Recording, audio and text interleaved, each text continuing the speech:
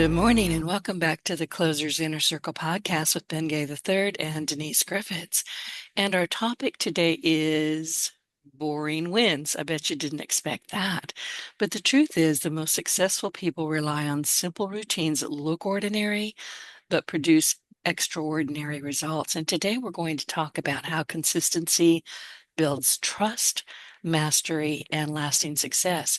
Now, here's the thing, routines may not get attention, but they remove decision fatigue, they create structure, and they free up energy for the work that matters. So, over time, the repetition of small, deliberate actions compounds into mastery and reliability in the eyes of clients and partners, and really yourself, turning boring into extraordinary results. And be sure to grab your Closers Part 1 and Part 2 books on eBay because we want you to follow along, take notes, and apply the strategies as we discuss them. And they arrive, excuse me, signed by Ben with free shipping. And today, this episode of the Closers Inner Circle podcast is sponsored by Damon Limby.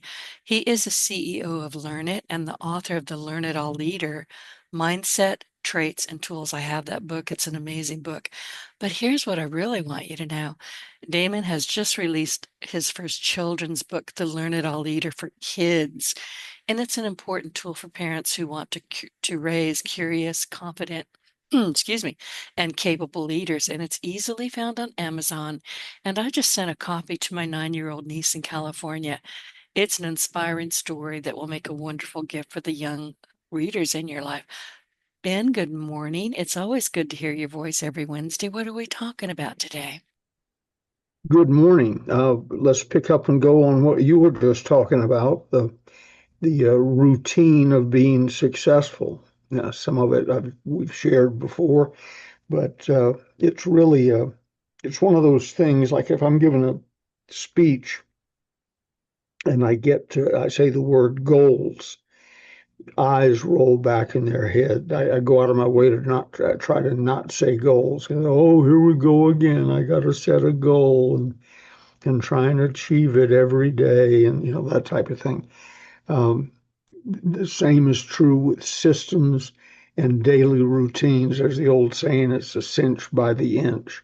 Well, one of the questions I hate the most, just had it the other day from a good friend of mine. It was on Friday, and this is Wednesday if you listeners were recording it.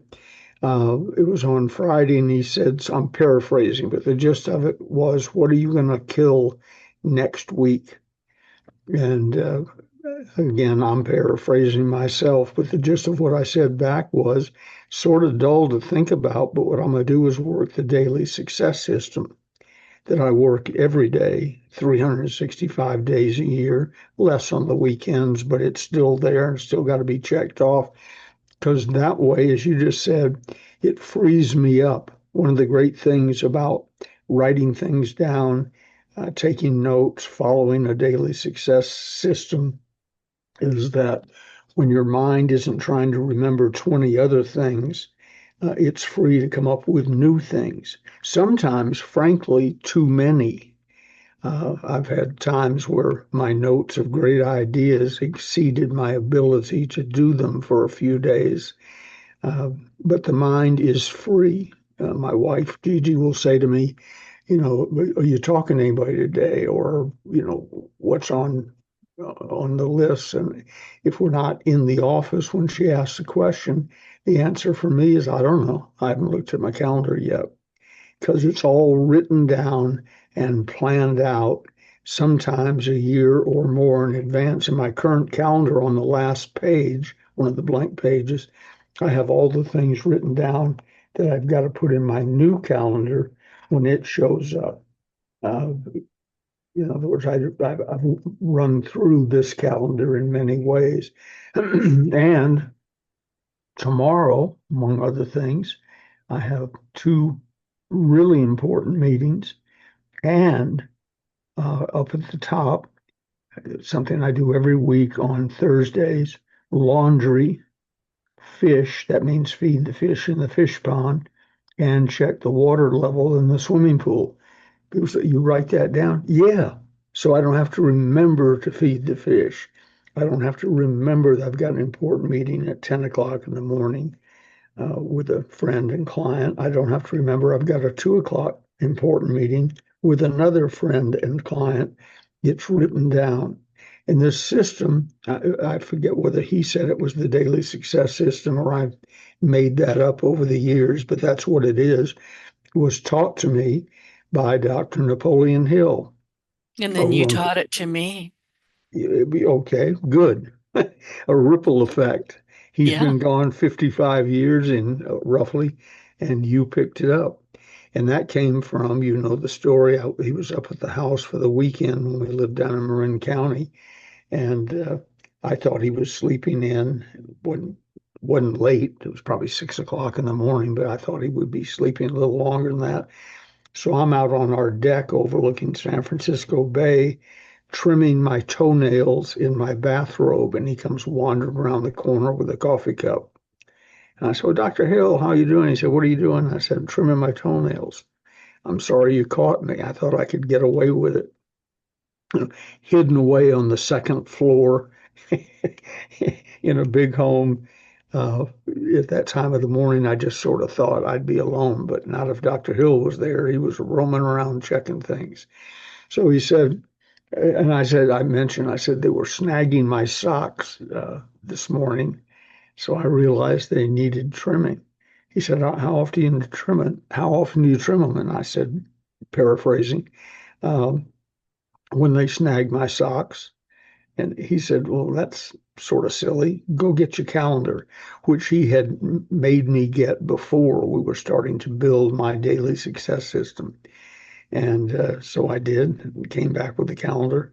And he says, okay, and then he picked weeks. Let's say it was a month. I really don't remember, but so you're going to do it today. Now, go out 4 weeks from today. When do you like to do it? And it was a Saturday. I said, Saturdays are nice. I'm less likely to be in a rush to go somewhere. He said, all right, go out 4 Saturdays and write in the calendar, trim toenails dash move up, which has become M/U, move up 4 weeks.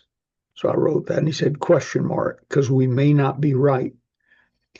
So 4 weeks from now, see if you need it. And then over time, I adjusted it. And I was thinking of you and him last Saturday, it's now every 6 weeks.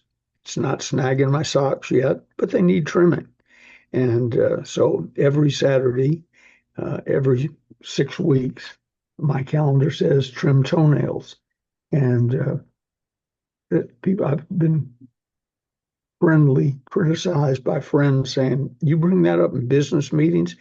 I said, we say it's the little things that count. If I Yep. keep track of trimming my toenails and write it down and do it every 6 weeks without fail on a Saturday morning, that's how you build success.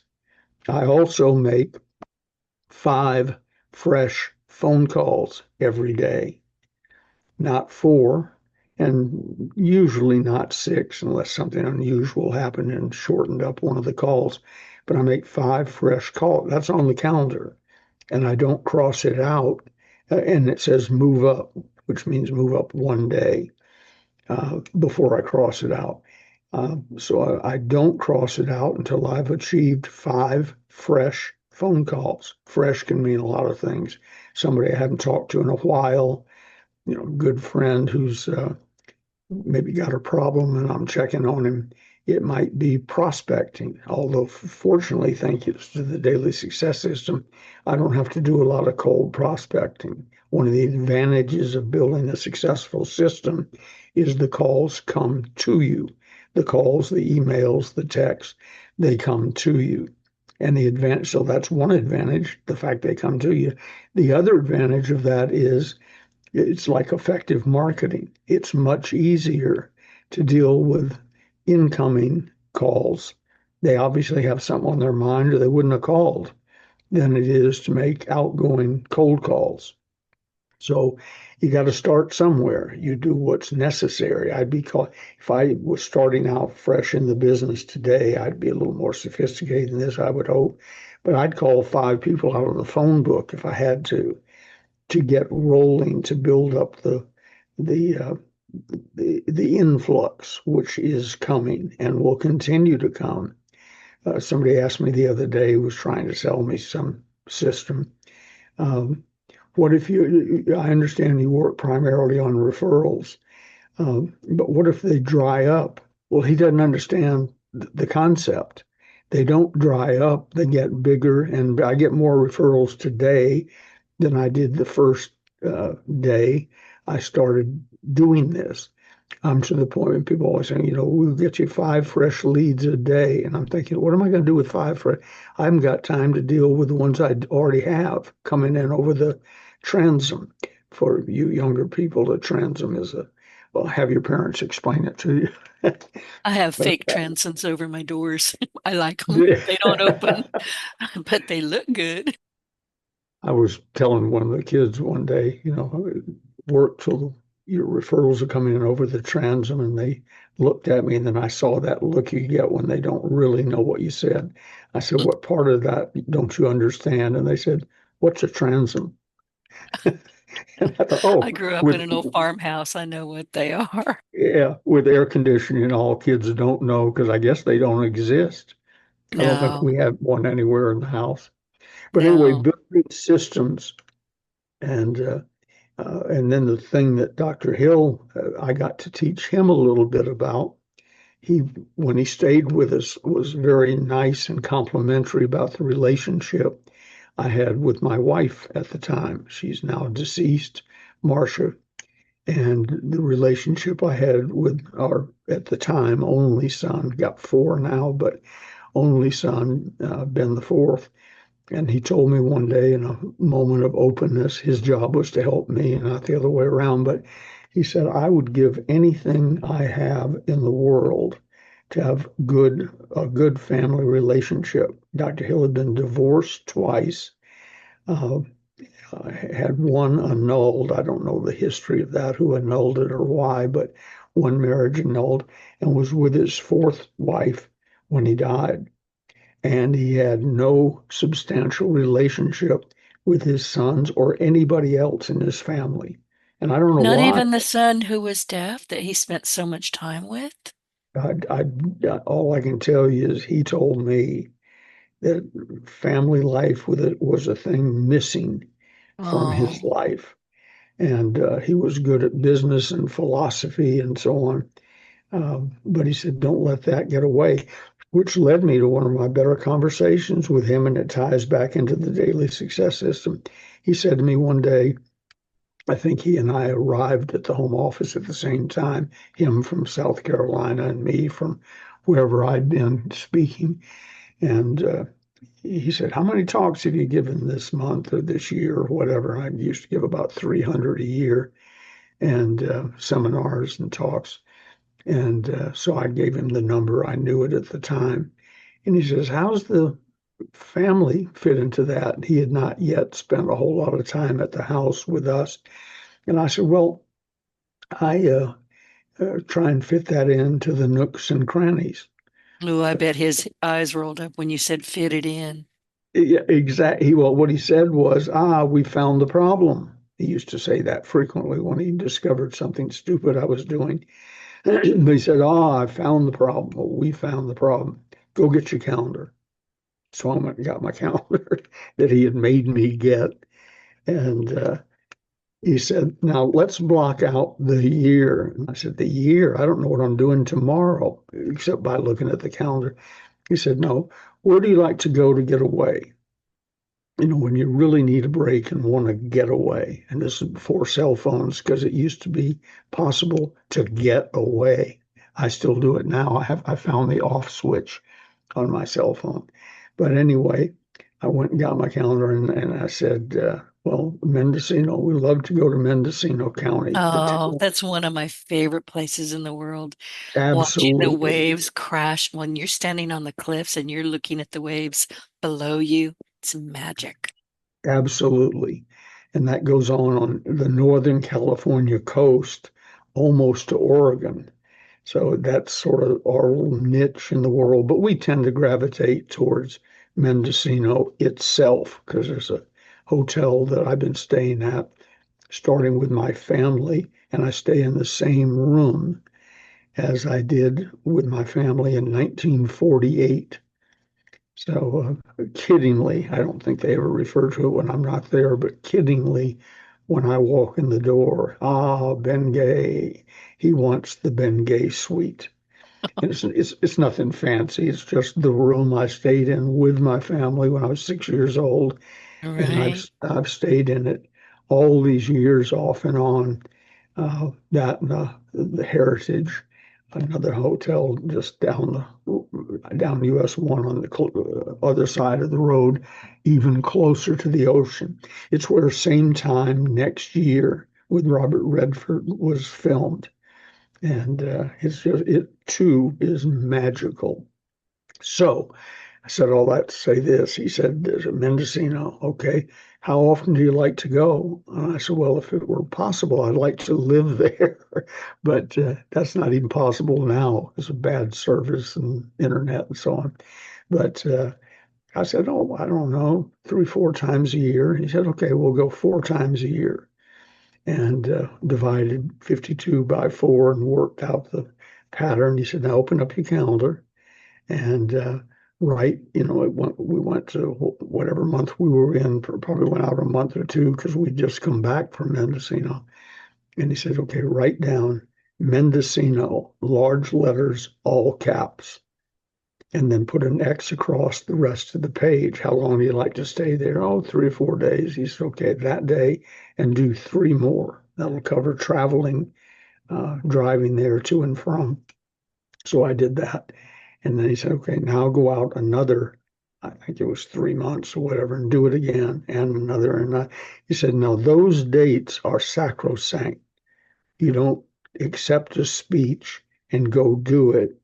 You and your wife go to Mendocino during that period of time. Now, what do you do about weekly dating?"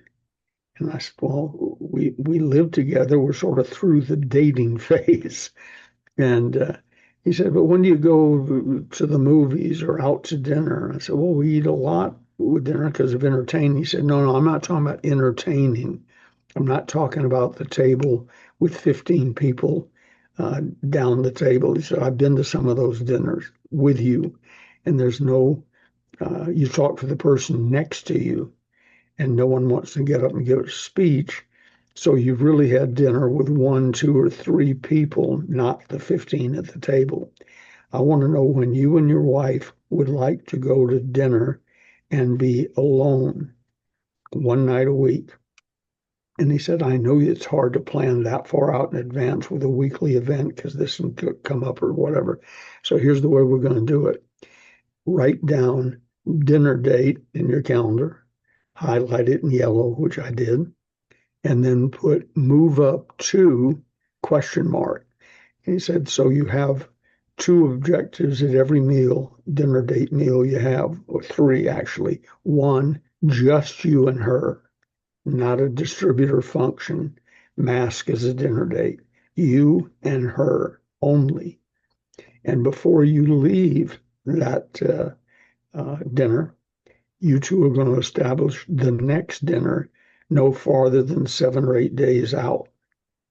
So that's the move up question mark.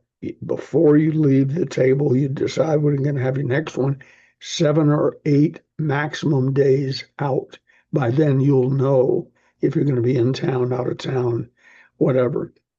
So I did that. So now, with my little daily success system, I know when to trim my toenails and lots of other things.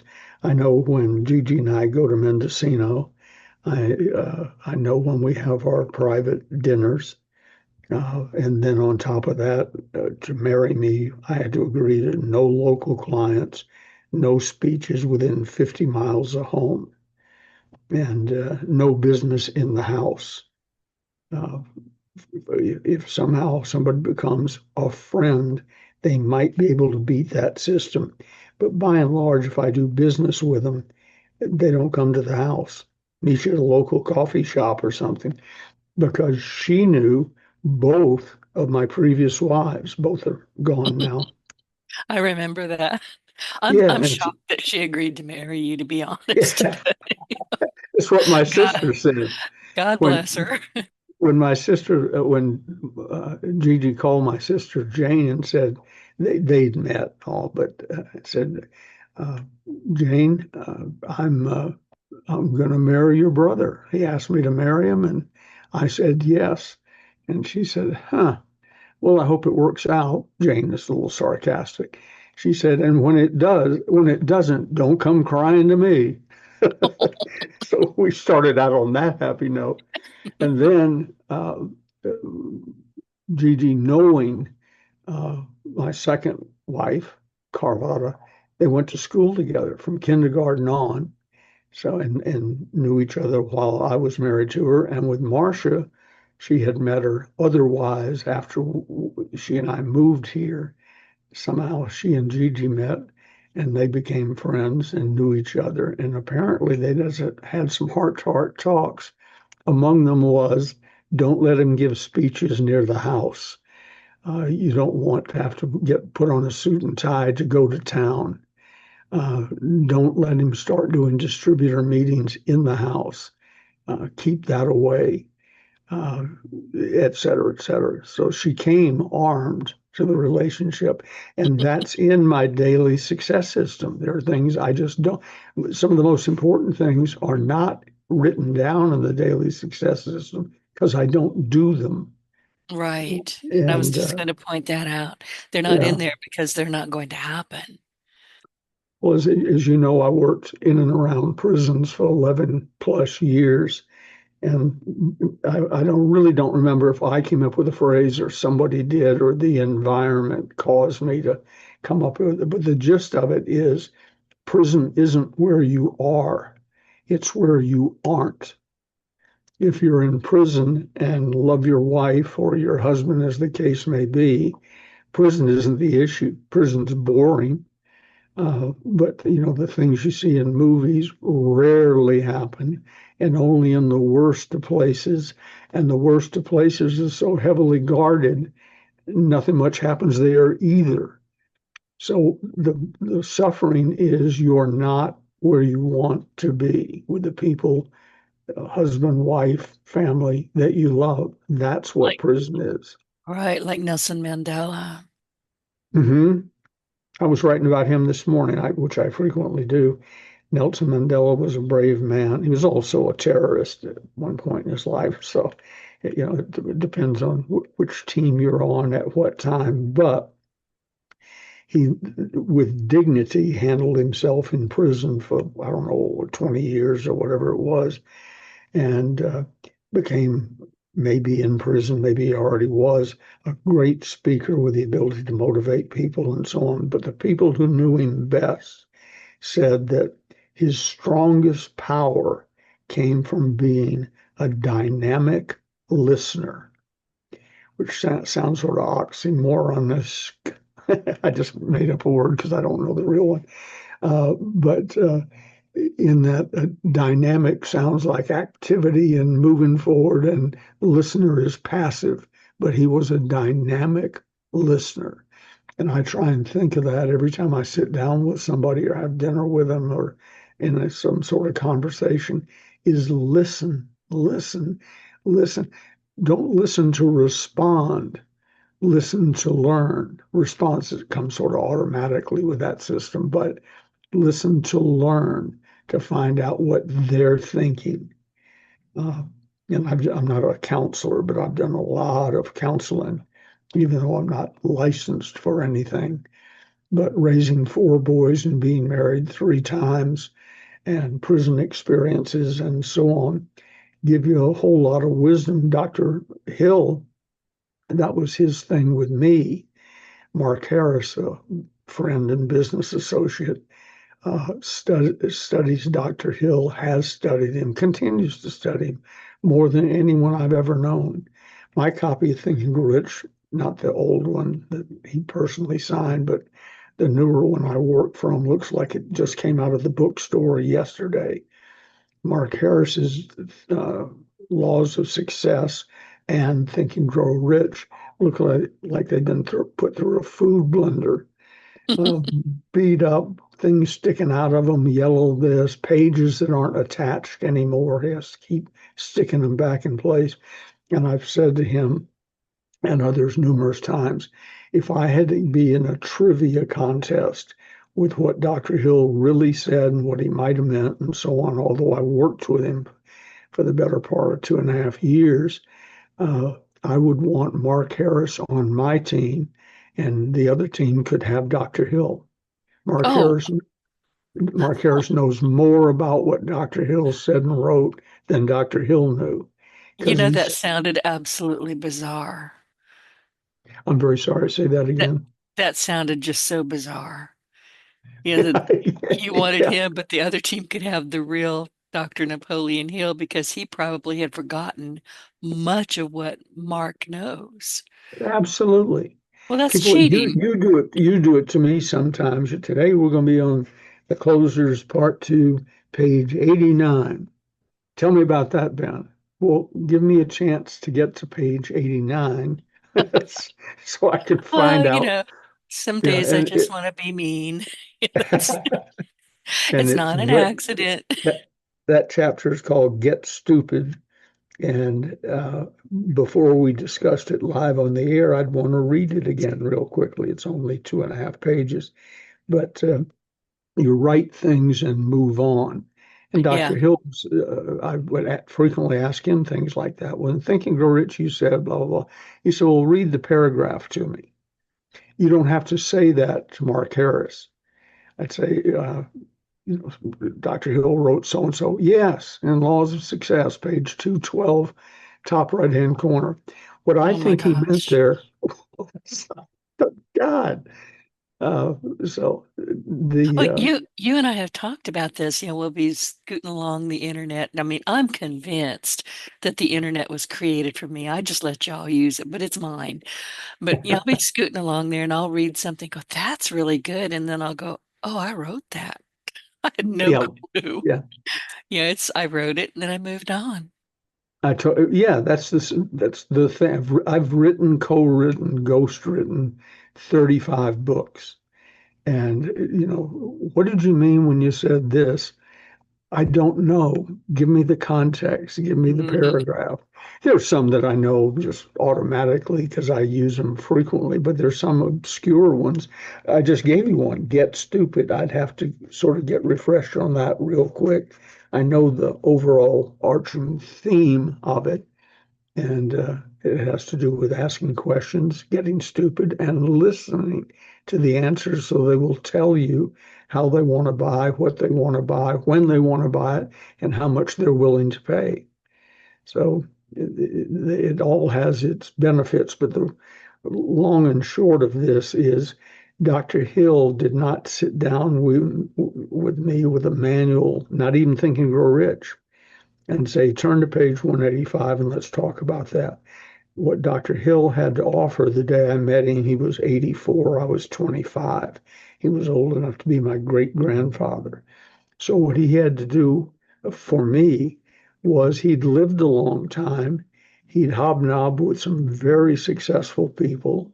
He'd taken notes. He'd written, he wrote it down at the time he knew it. He wrote it down and put them into books. And so when he would say to me, Ben, that's not bright, that probably condensed 4 books down to what I really need to hear. That's not very bright. And so tell me why. And he would tell me why, usually in 4 or 5 sentences. We never had long, rambling discussions that needed to be explained. He had taken the wisdom of, I read somewhere, I think it was this morning, I don't have it memorized yet, but the gist of it was read books and so on, because centuries of wisdom are frequently reduced down to uh, a page or two or a chapter. Centuries of wisdom. Well, I Dr. Hill agree. was I one of those absolutely agree with people. that. Yeah, he And go keep ahead. going. And I wanted to go back a little bit to COVID when you've finished this thought. I was just going to say that I read one the other day that somebody had written in a book and they didn't quote it or explain it at all. But if you were arrested today and charged with being a salesperson, he probably said salesman Oh, because he that's was. Ian Selby. Oh, Ian really? Selby wrote that book. Uh-huh. I just interviewed Would, him. and maybe I read it in something you sent me, but Probably would so. there be enough evidence to convict you? And Yep. I thought, It's a book oh, that he wrote. you should Absolutely. have you should have quoted where that really came from. Now, there may be something before that, but where it got into publication and sort of became a buzz phrase for a while was in Jimmy Carter's memoirs, where he said he was sitting in the Plains Baptist Church in 1940 or whatever, and the minister said, if you were arrested today and charged with being a Christian, would there be enough evidence to convict you? And then I stole that, usually with attribution, and said, if you were arrested today and charged with being a fill in the blank, usually it's charged with being successful. Would there be enough evidence to convict you? And then yesterday, I think I read it again, this time from your friend, and it was charged with being a salesperson. But that comes from reading. That's the condensation. And I repeat, Carter may not have made it up, and Carter's minister in the Plains Baptist Church may not have made it up. But if you read, it comes down to you, through you. And sometimes people are just plagiarizing and stealing. Sometimes they don't know where they got it. Somebody asked me one time if I really said first um, that people buy from people they know, like, trust, and with whom they feel safe. Well, somebody else, Bob, somebody in a book, made that phrase more popular than I ever Bob, did. yeah, Bob Berg. Is that who it was? Okay, Hmm. because I didn't write it down, but I started saying it over 50 years ago, long before the book from which it's quoted now was written. And Rob Anspach, you know him from the internet and so on. I I was do. talking to him one day. I've been saying it for 50 plus years. People buy from people they know, like, trust, and he said, and with whom they feel safe. And I said, thank you, Rob. My 50-year phrase is now being expanded. So that's the way I phrase it now. People buy from people Right. they know, like, trust, and from whom, and with whom they feel safe. And people say, well, that's Bob Berg. Is that who you said? That's Bob Yeah. Berg. And I said, well, actually, it's not. It's me before he even got started. But on the other hand, I came out of my mother's womb not knowing a single word or concept other than pain and hunger, and neither one of those had names to me yet.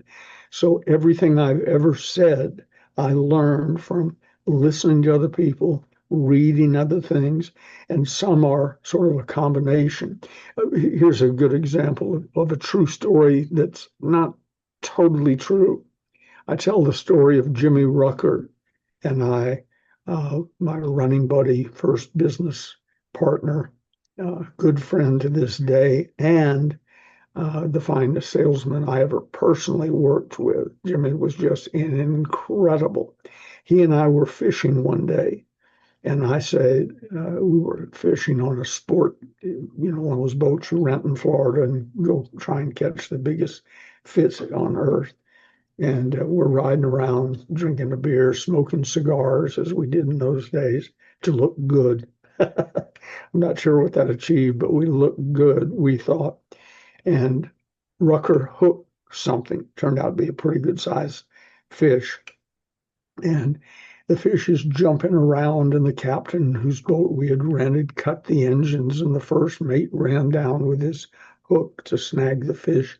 When it got near the boat, this complete turmoil around us, except I looked at Rucker, and he's sitting there, beer in one hand, pole between his legs in that little place where you stick it, and cigar still in his mouth. And other than that, he wasn't moving. He wasn't yelling, screaming, running around, pointing, nothing. And he caught me looking at him, and he says, Ben, the fish doesn't know how this turns out, but I Oh, but I oh, do. And that calms me. And I tell that story as part of a sales lesson because when Rucker was working with a customer prospect, they might thrash around the boat and, carry on. But Rucker always had this calm, understanding look on his face because he knew how it came out. The prospect didn't know that yet. So one day I'm telling that story in the seminar, probably in Atlanta, and Rucker dropped by to visit. I told the story when I came off. Rucker said, "That's a great story you tell.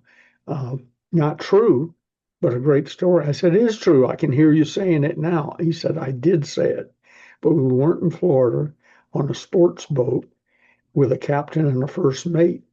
We were at Lake Lanier sitting on the mud bank and I caught a fish and it thrashed around. And you looked at me and I wasn't smoking a cigar or drinking a beer."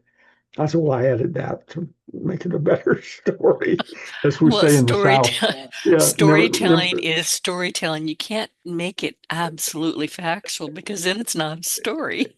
and it's not any good frequently. That's right. As we say in the South, never let the facts get in the way of a good story. That's right. So anyway, he said we were at Lake Lanier. We were sitting on a mud bank. I don't think I had a cigar. I know we weren't drinking a beer because you can get arrested for doing that there, and so on. He said, but the moral of the story is right. And I said, "Rucker, could you just leave me alone? Because when I tell that story, I can hear the engines on the boat. I can hear the captain yelling. I hear the first mate come." He said, "Fine, picture it any way you want. I just thought you ought to know it didn't happen that way." My But father used, he my, didn't ever call you out and ruin a good story, did he? oh no, oh, this was privately. And I've Okay, told the good. story my Well, it's way. not private anymore. Yeah, Is my I, point. I've told the story my way many times since then, a few times with him in the room, and he just nods and winks. Point being, he's made his point. He and I both know it's exaggerated. My father loved, people call shaggy dog stories, long, involved stories with punchlines that are uh, underwhelming, which is what makes them funny. And this was about a buffalo and in his herd. And one day he's lying out in the wherever buffalo hang out, and the buffalo in the herd start talking. They want their leader to have a buffalo stampede, and so they decide who to send over there to talk to the leader, and they go over and talk to him, and he agrees. He says, "Gather them up." They put the herd together. He goes to the front, nods his head, and off they go. And it was a thunderous buffalo stampede, 1,500 buffalo, and so on. And then suddenly he puts on the brakes, stops, buffalo head meet buffalo rear ends, and they're knocked out all over the prairie. When they wake up, the leader's back up on a little rise, lying there chewing on grass, looking at them. And they sent somebody up, "What happened?" He said, "I thought I heard a discouraging word." Oh, Okay. That was one of my father's favorite stories. One day I'm telling the story in front of the room, and I said there was this Jewish buffalo herd. Their leader was Irving Buckmeyer, and oh God. Irving is looking over, and then the rest of the story is the same. I finish up the story. My father comes up front to say hello, goodbye, whatever. He was just there for the seminar. And he said, "The buffalo story has changed." I said, "Well, not really." Not really. He heard a discouraging word. He said, "Yeah, but when I made it up and told it to you, it wasn't a Jewish buffalo herd. He didn't have a name. Now he's Irving Buckmeyer." And I said, "Well, Dad, you have to color stories to make them better." And he says, "Okay, I'll start telling it that way from now on." So Mm. on more than one occasion before he passed away, I heard him say there was this Jewish buffalo herd, and Oh, their leader was Irving Buckmeyer. But he's never let the facts get in the way of a good story. I don't lie in a good story, but colorization I think is allowed. I agree. And that's We talk a lot about storytelling. If you just Hmm. kind of trot it out, well, this happened and this happened and this happened and this happened, you lost your audience after the first this happened. It didn't Yeah, take or long. They're let gone. me take you through my flip chart. Right. Right. Or I'm going to tell you several things about how to be successful in selling. In fact, I'm going to tell you 100 things. Number one, oh no, No, and some speaker everybody's allegedly, gone. yeah, some uh, mentally, if not physically. I've had them leave physically at points like that. But some speaker allegedly got up in front of a group somewhere and said, and in closing, and it was a long, dull speech as the story goes, and in closing, in the words of Webster, and somebody in the back yelled, "Oh my God, he's going to read the dictionary." That was my first thought too. Dictionary. It's So great. You have to be able to tell a good story that is very close to the truth, but it's yes. entertaining. Well, you're making the point. The point is the issue, and they will listen to a colorful story far better than flip charts and graphs and so on. And more importantly than the initial listening, it sticks with them. I've met people who were in a seminar 30 years ago, and they'll say to me, "Are you going to tell the Irving Buckmeyer Buffalo story?" And I thought that was just a throwaway line or story. I don't do it in every seminar and so on. 30 years, he remembers it. He remembers the buffalo's name and the point of the story. Stay positive. Uh, don't try and bring the rest of the team down. Don't say discouraging words. Cute story along those lines. I was doing a seminar on time organization for John Manville, the company. They do insulation and asbestos. They built their business on asbestos in Kalispell, Montana, or Wyoming, wherever Kalispell is. And the subject was time organization. Be on time, plan your day, the daily success system, do this, do this, do this. And one of the top guys at Johns Manville had heard me do it somewhere else. So said, come do that for our people. So I flew there, checked in, and then brought with me a wind-up clock, left word at the desk, the radio clock on the nightstand, etc., so that I wouldn't oversleep and miss a meeting, least of all on time organization. And so I'm sound asleep, and I hear on the door, get up. And a guy with their company said, "Oh, you're not ready yet. I thought I'd walk over with you." The meeting room was across the little street from the hotel. I thought I'd walk over with you. And I said, "What time is it?" And it was like 5 till 8, and the meeting started at 8.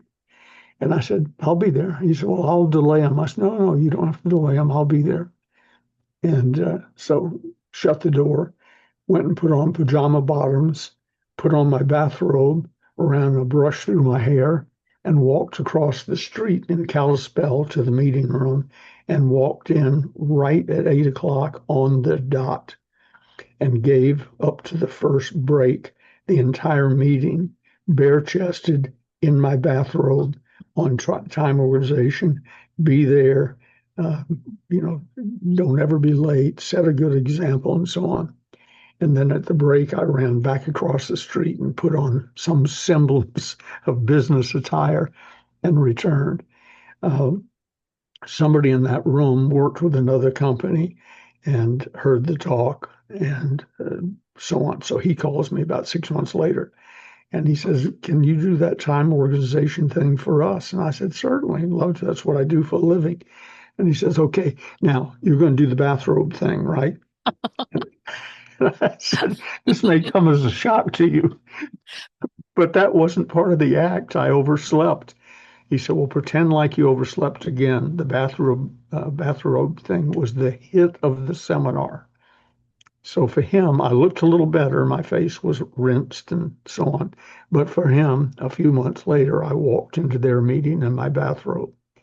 And by then, I'd acquired better slippers. I wasn't in my flip-flops, and I did it their way, and they got a big kick out of it.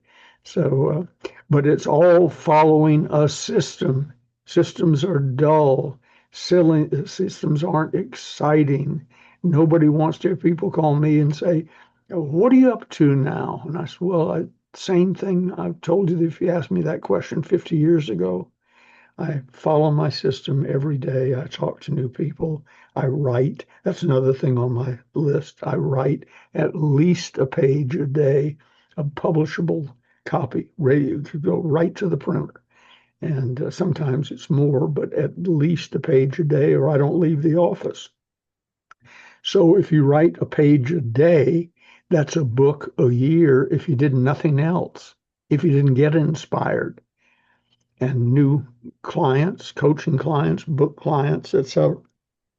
All of that comes from the system. Dull, unexciting, inch by inch. Uh, you get inspired by things, if you can't run, walk if you can't walk, crawl if you can't. Flip Wilson, the old comedian, used to do Reverend Leroy, and he would say, "This church has got to have more money. And we need," and he was always doing if the crawl walk thing, and to grow, we're going to need more cash from each of you. And someone in the audience yells, "Let it crawl, Rev, let it crawl." I happen to agree with that. I mentioned COVID earlier, and you just kind of led me back to it, and I don't want to talk about it too much because we were talking about something very interesting in the green room that I want to go back to. But you during COVID, way too many people did not have a system, and they didn't know what they were going to do the next day. They weren't making those calls. They weren't showing up. You just hang on a second. Give you a quick example. I was watching people just lose their minds, big companies, good sized companies. And I'm a web developer by trade, so I'm always paying attention what's going on in people's websites and how they're showing up. And I was seeing large companies who should have known better just freeze in their tracks. And not only were they not communicating with their clients, their whoever, their chain of command, all of them, they just went dead in the water. And I was sending emails completely unsolicited saying, listen, you don't know me and I'm not asking you for a thing, but get on the front of your page on your website and say, we're here. This is how Oh, you reach good. us. We have not disappeared. We're still Yep. here. Here's our phone call. Here's what we're doing. Show up. And they're like, oh, they hadn't even thought about it. Show up. But every day you do something, and that way you don't lose that pipeline. You don't sabotage that pipeline. And that's more to what you're talking about. Speeches for me during COVID obviously dried up, Right. but that's when I started using Zoom and discovered the joy of not traveling as much. Other than that, it's like COVID didn't happen. We had a couple masks in the car if we went somewhere that really insisted on it or had a sign, "Don't enter without a face mask." But other than that, it's like it didn't happen. I don't mean to play it lightly because thousands of people died worldwide, millions of people died. I'm just saying, with a system and like you just said, keeping my head down and hi, we're still here. Well, I'd answer the Right. phone. Oh, you're there. Well, why wouldn't I be there? Well, I didn't know if you can answer the phone. Well, I answered it because sitting here listening to it ring is really aggravating.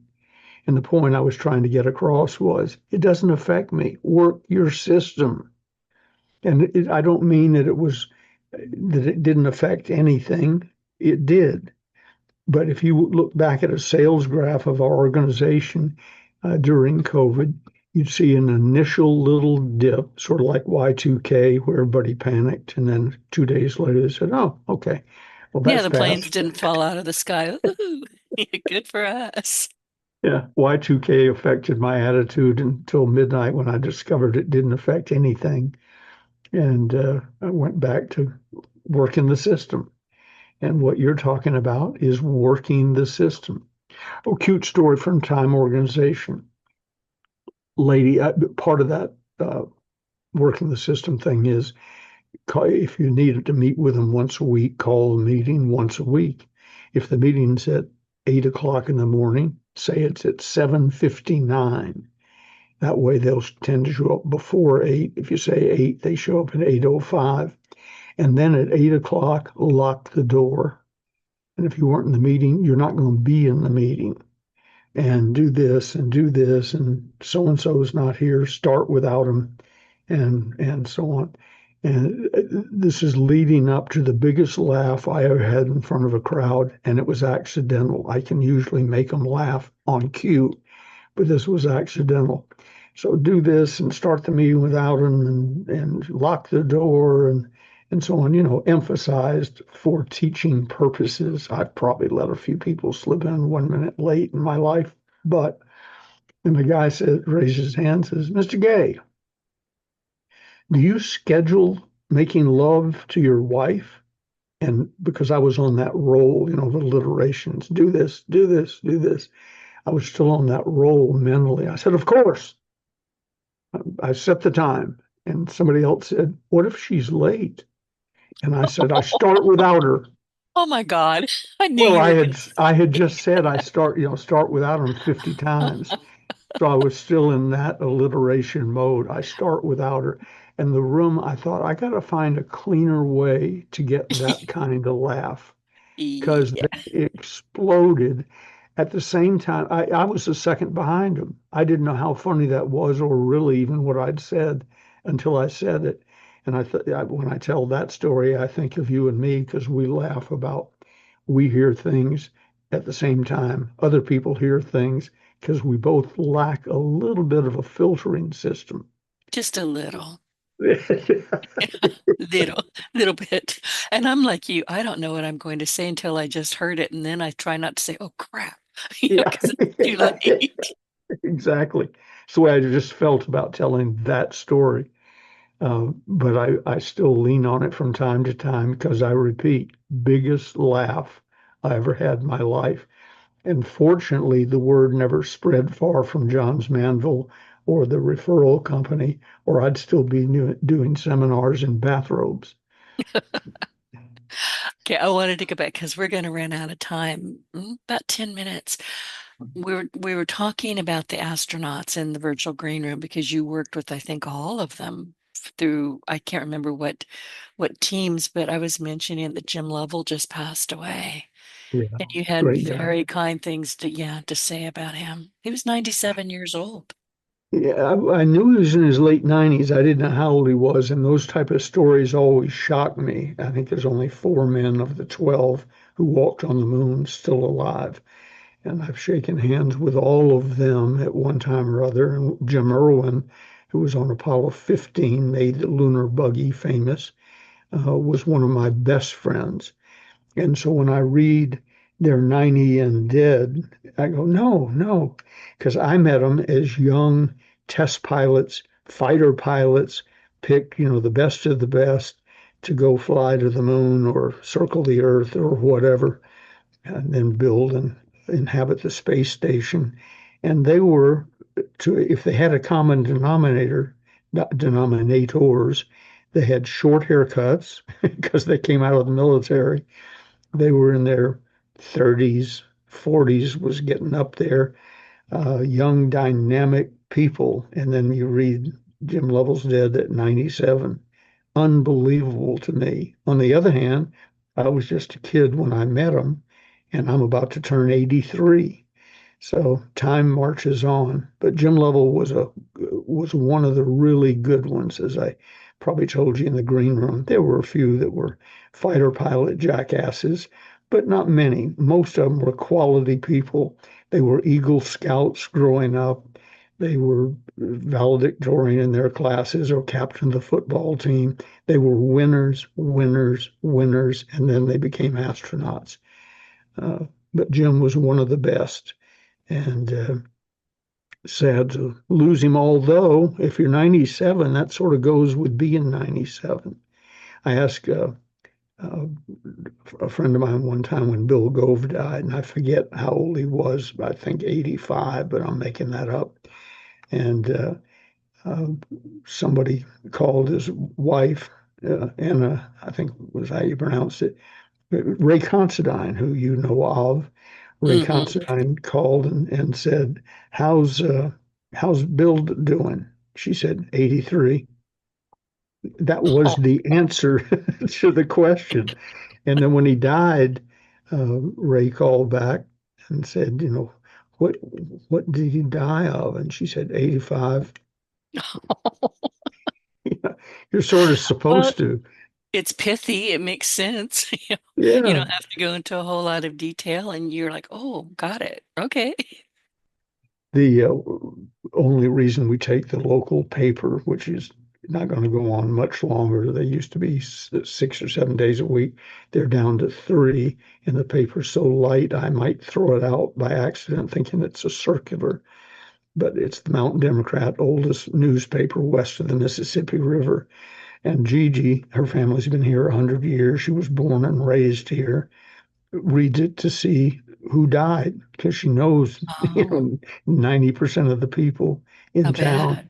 And I don't know many of them. I'll glance at the names because through her I've met them. But what I do look at is 1942. I want the birth date to be 42 or farther back. 43, and I think, God, they were younger than I was. And then you see 150, 1953. No.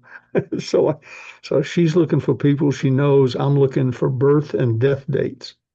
Oh, The you ought to average take over age, that paper. You ought to write that paper. You could bring the yeah, circulation right back up.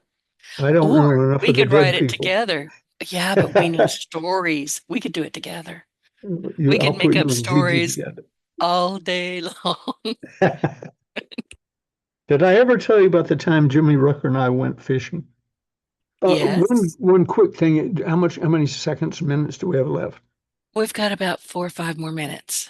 Okay, let me give you one that I had in my notes to share with you, a sales lesson. Since we're saying Ray Considine's name reminded me of it. Here's a lesson for all of you, a sales lesson about getting the most done with the least effort.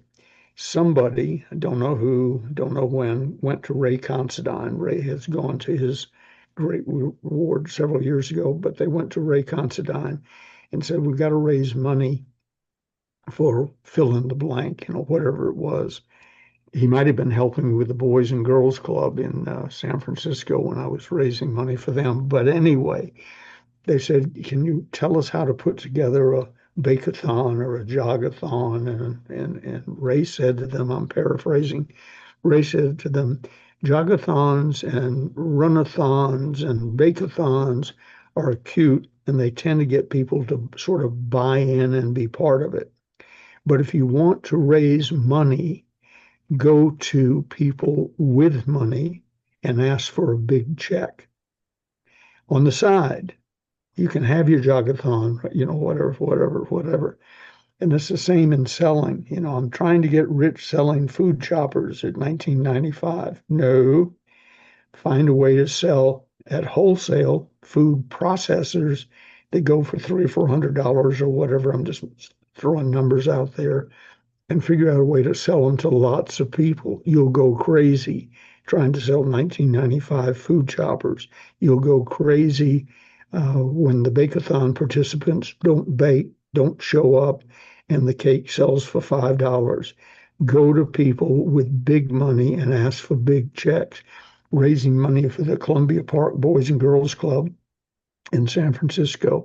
I followed Ray's advice. We got a bunch of rich people in the room.